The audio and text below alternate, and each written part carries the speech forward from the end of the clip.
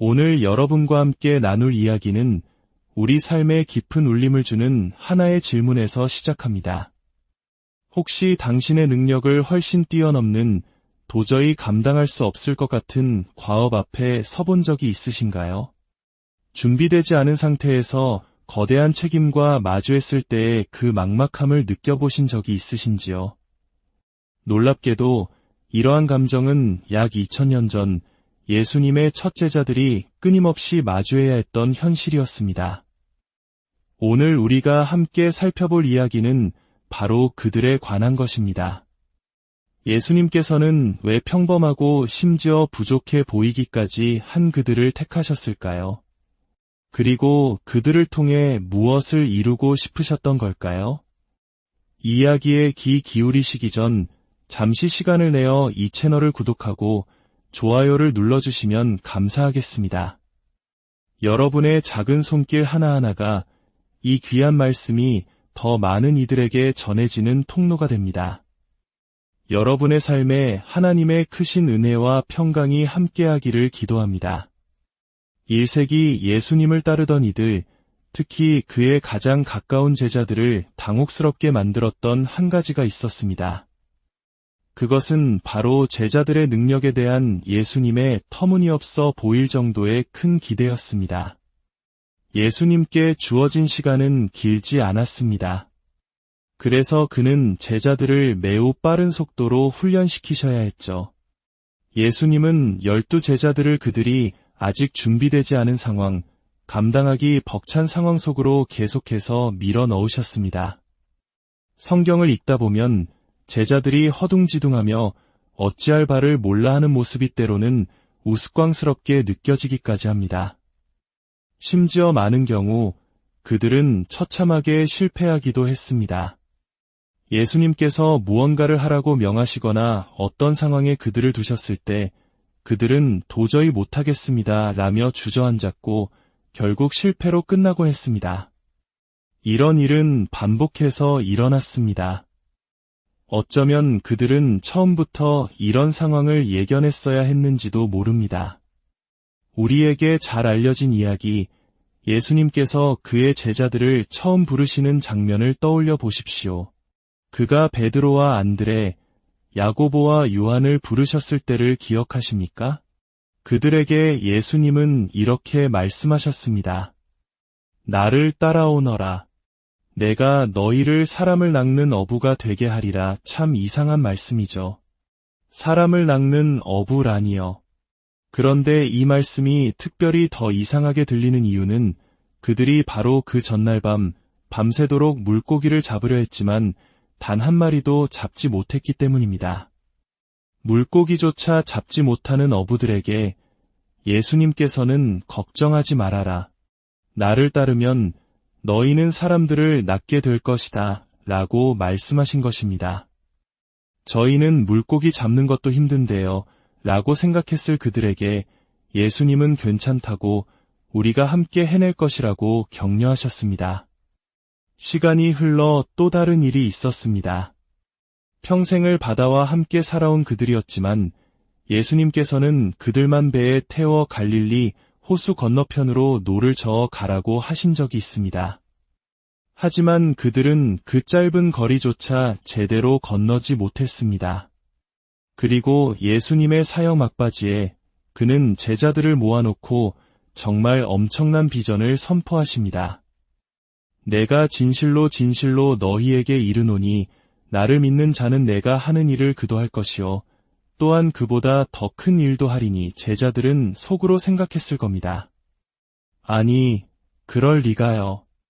우리는 저 갈릴리 호수 몇 킬로미터 건너는 것도 제대로 못했는데요. 우리가 어떻게 예수님보다 더 큰 일을 할 수 있겠습니까? 하지만 예수님은 끊임없이 그들을 한계 너머로 밀어붙이셨습니다. 그들에게 주어진 시간이 짧았기 때문이기도 하지만 그보다 더 중요한 교훈을 가르치기 위해 의도적으로 긴장 상황과 인위적인 환경을 만드셨던 것입니다. 그리고 그 교훈은 단지 제자들만을 위한 것이 아니었습니다.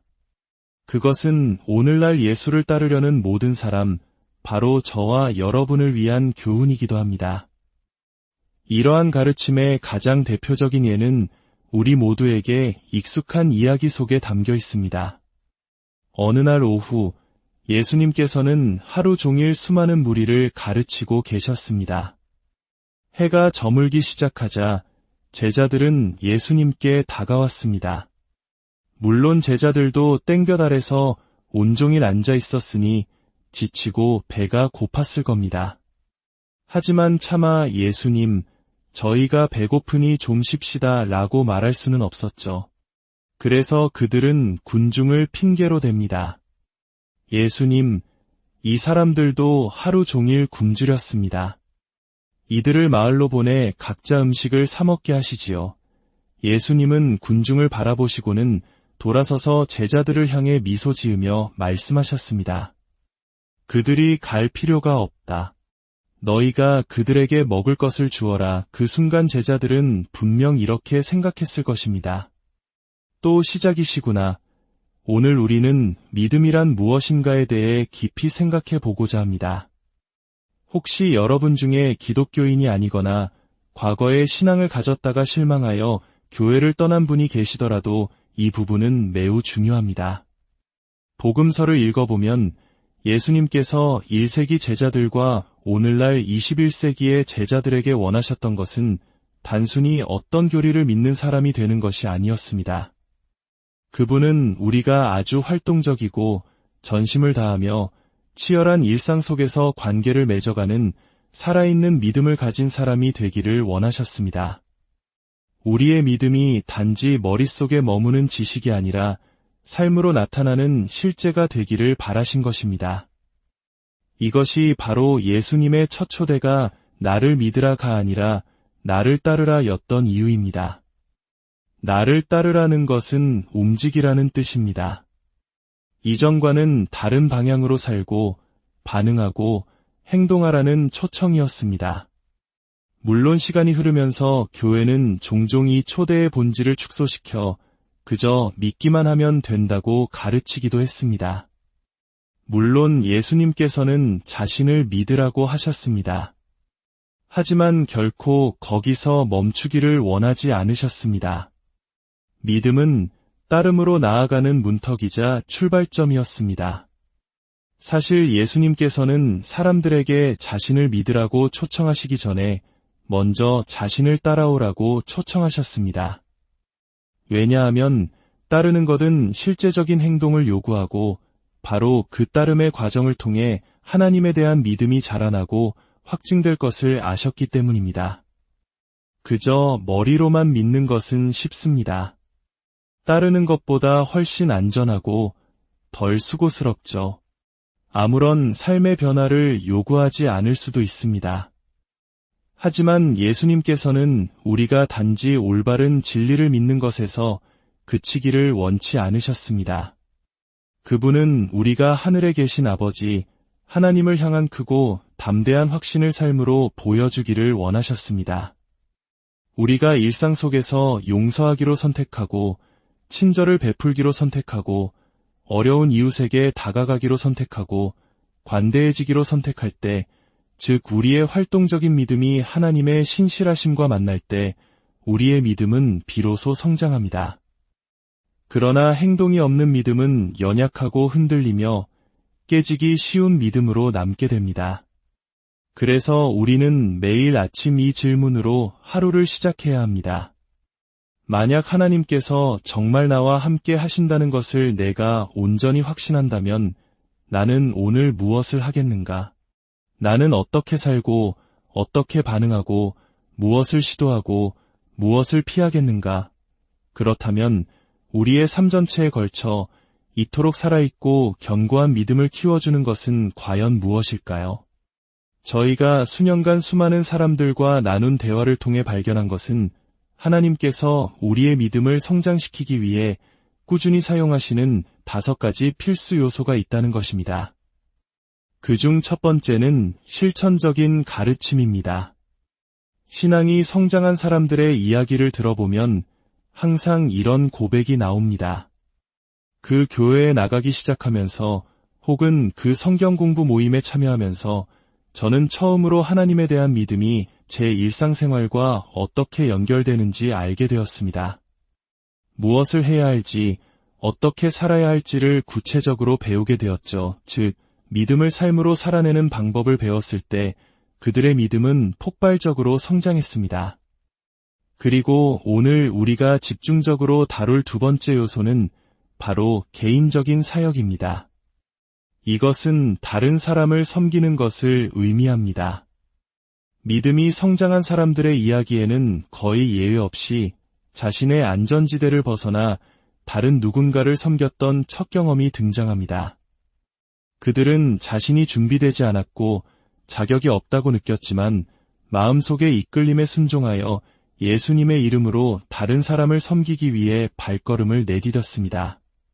그것은 어려운 이웃을 돕는 일일 수도 있고 지역사회의 비영리 단체에서 봉사하는 것일 수도 있습니다. 혹은 다음 세대를 위해 교회학교 교사로 섬기는 일일 수도 있죠. 중학생, 고등학생들을 보면 덜컥 겁이 나고 내가 과연 저 아이들을 잘 가르칠 수 있을까 두렵지만 하나님, 저를 사용해 주신다면 기꺼이 하겠습니다. 라는 마음으로 순종했을 때 그들은 놀라운 일을 경험합니다. 그들의 고백은 항상 비슷합니다. 정말 긴장됐어요. 제 능력 밖의 일이었죠. 전 성경도 잘 몰랐고 자격이 없다고 느꼈어요. 하지만 그들은 이렇게 덧붙입니다. 하지만 하나님께서 저를 이끄시는 것을 알았기에 그냥 순종했습니다. 그렇게 자신의 부족함을 딛고 다른 사람들을 섬기기 위해 나아갔을 때 그들은 그 반대편에서 하나님의 신실하심과 공급하심을 경험하게 됩니다. 그리고 하나님께서 자신을 통해 다른 사람의 삶에 변화를 일으키시는 것을 목격하며 그들의 믿음은 이전과 비교할 수 없을 만큼 강하고 깊어집니다.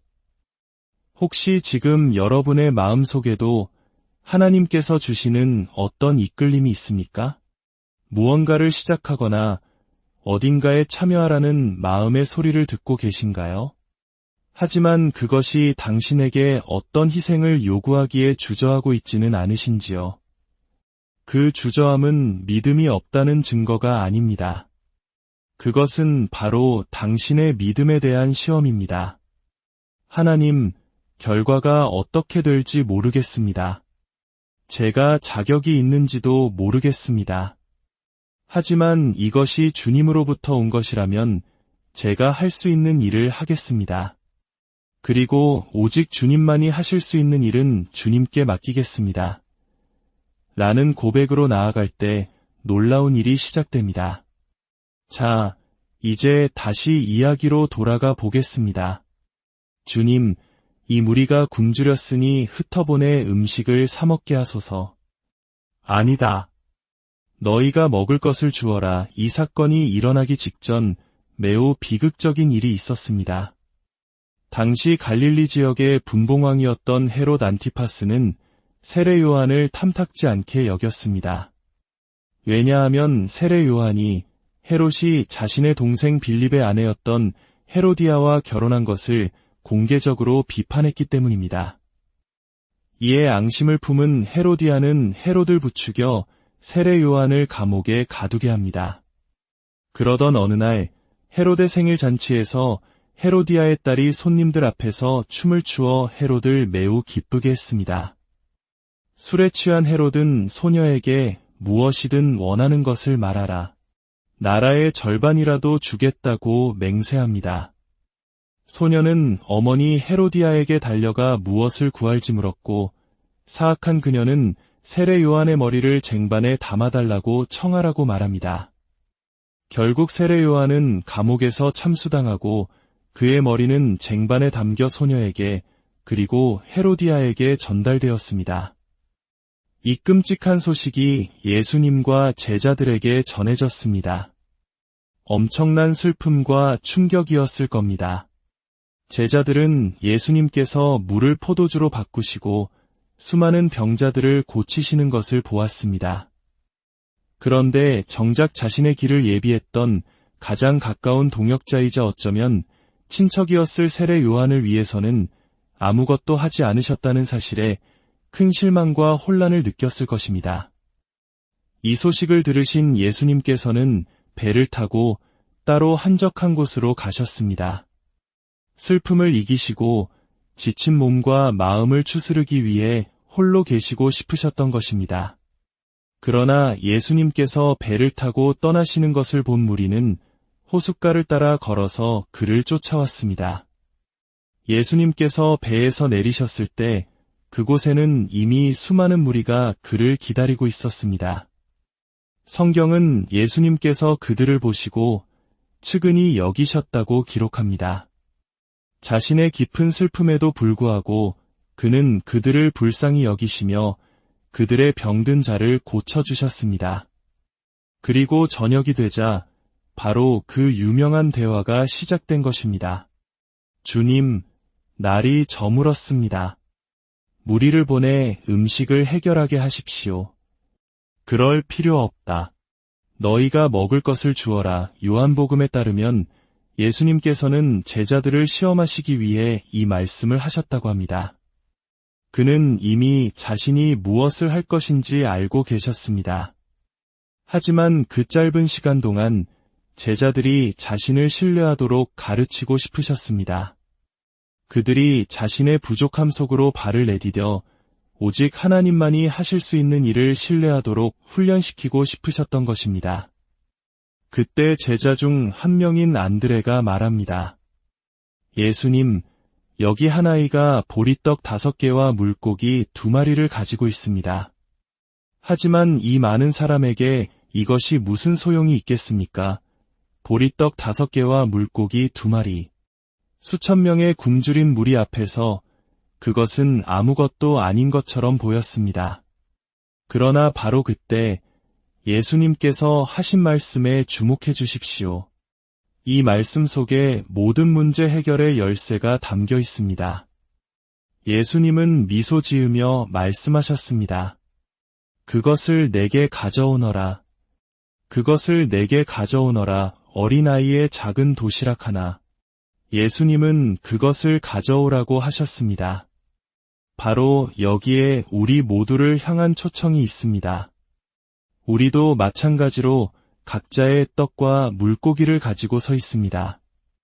어떤 사람은 떡을 더 많이 가졌고 어떤 사람은 물고기를 더 많이 가졌을 겁니다. 우리 모두가 가진 자원과 능력은 다릅니다. 하지만 우리 모두는 무언가 작은 것이라도 가지고 있습니다. 그리고 예수님은 우리 각자에게 초청하십니다. 내가 가진 그것을 내게 가져오너라. 주님, 큰 일을 하고 싶으냐? 다음 세대를 위해 위대한 일을 하길 원하느냐? 이 사회와 나라의 변화를 가져오길 기도하느냐? 그렇다면 내가 가진 것을 가지고 이 일에 참여하여라. 여러분의 마음을 아프게 하는 것은 무엇입니까? 다음 세대의 믿음입니까? 당신의 이웃입니까? 직장의 동료들입니까? 예수님은 말씀하십니다. 내가 가진 것을 내게 가져오너라. 제자들은 예수님의 말씀대로 사람들을 풀밭에 앉게 했습니다. 예수님께서는 떡 5개와 물고기 2마리를 손에 드시고 하늘을 우러러 감사 기도를 드리셨습니다. 그리고 떡을 떼어 제자들에게 주시자 제자들은 그것을 사람들에게 나누어 주었습니다. 그들은 자신들이 할 수 있는 일을 했습니다. 그리고 나머지는 예수님께서 해결해 주실 것을 신뢰했습니다. 그들은 말 그대로 믿음으로 걸었습니다. 그들의 활동적인 믿음이 하나님의 신실하심과 만났을 때 놀라운 기적이 일어났습니다. 모두가 배불리 먹고 남은 조각을 거두니 12광주리에 가득 찼습니다. 이 이야기는 제 개인에게도 무척이나 특별한 의미가 있습니다. 수십 년 전 저와 몇몇 동료들은 마음속에 강한 이끌림을 받아 새로운 교회를 시작했습니다. 많은 사람들이 실패할 것이라고 말했지만 우리는 하나님을 믿지 않는 사람들도 기쁘게 찾아올 수 있는 교회를 만들고 싶었습니다. 그때 우리가 가졌던 것은 보잘것없었습니다. 하지만 우리는 우리가 가진 것을 하나님께 드렸고 그 결과는 우리의 상상을 초월했습니다.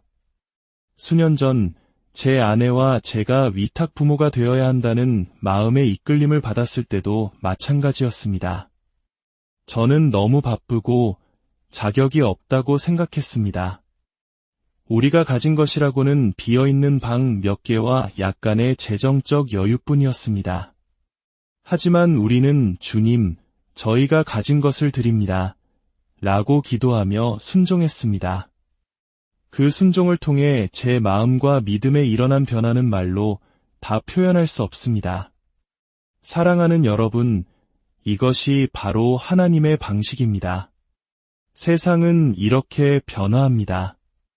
공동체는 이렇게 새로워집니다. 그리고 바로 그 과정 속에서 우리의 믿음은 자라납니다. 그러니 저를 따라 함께 고백해 주시겠습니까? 제가 할 수 있는 것을 하고 오직 하나님만이 하실 수 있는 일은 그분께 맡기겠습니다. 이것이 바로 믿음의 길이며 여러분의 믿음을 성장시키는 길입니다. 믿음이 단지 머릿속에만 머무른다면 그것은 연약한 근육과 같아서 정작 필요할 때 아무런 힘을 발휘하지 못할 것입니다. 기적이 일어난 후 제자들은 흥분에 휩싸였습니다. 그들은 자신들이 무언가 대단한 일을 해냈다고 생각했을지도 모릅니다. 바로 그 순간 예수님은 즉시 그들을 배에 태워 호수 건너편으로 보내셨습니다. 그리고 그들은 또다시 풍랑을 만나 어려움을 겪습니다. 예수님께서는 떡의 교훈과 호수를 건너는 여정을 연결시켜 그들이 오직 하나님만을 의지해야 함을 다시 한번 가르치기 원하셨던 것입니다. 그리고 마침내 예수님께서는 부활하신 후 마지막으로 제자들에게 나타나 이 모든 사역을 그들에게 맡기십니다. 너희는 가서 모든 민족을 제자로 삼아라. 모든 민족이라니요. 대부분 평생 고향에서 50km 이상 벗어나 본 적도 없는 그들에게는 불가능한 명령이었습니다. 하지만 그들은 이제 알았습니다. 그들은 자신들이 가진 것을 주님께 가져가기만 하면 된다는 것을요. 예수님, 저희가 할 수 있는 것을 하겠습니다. 그리고 오직 주님과 하늘 아버지만이 하실 수 있는 일은 그분들께 맡기겠습니다. 그리고 2000년이 지난 지금 우리가 바로 여기에 있습니다. 여러분의 마음속에 있는 그 이끌림, 섬기라는 부르심, 앞으로 나아가라는 속삭임이 바로 여러분이 하나님을 경험할 기회입니다. 여러분이 순종하기로 결단할 때 그 결정에 무엇이 달려있는지 우리는 다 알 수 없습니다. 하지만 한 가지는 확실합니다. 바로 여러분의 믿음의 질과 강도가 그 결정에 달려있다는 것입니다. 여러분의 도시락에 무엇이 들어있습니까? 그것이 무엇이든 하늘 아버지는 말씀하십니다. 그것을 내게 가져오너라. 내가 할 수 있는 일을 하여라. 그러면 내가 할 수 있는 일을 하겠다. 우리가 함께 얼마나 놀라운 일을 이룰 수 있는지 보게 될 것이다. 바로 너희가 그들에게 먹을 것을 주어라. 오늘 이 이야기가 여러분의 마음에 깊이 새겨지기를 소망합니다. 여러분이 가진 작은 것을 통해 일하시는 하나님의 위대하심을 경험하는 한 주가 되기를 축복합니다. 이 말씀이 여러분에게 힘이 되었다면 다른 이들에게도 공유하여 하나님의 은혜를 함께 나누어 주십시오. 주님의 평안이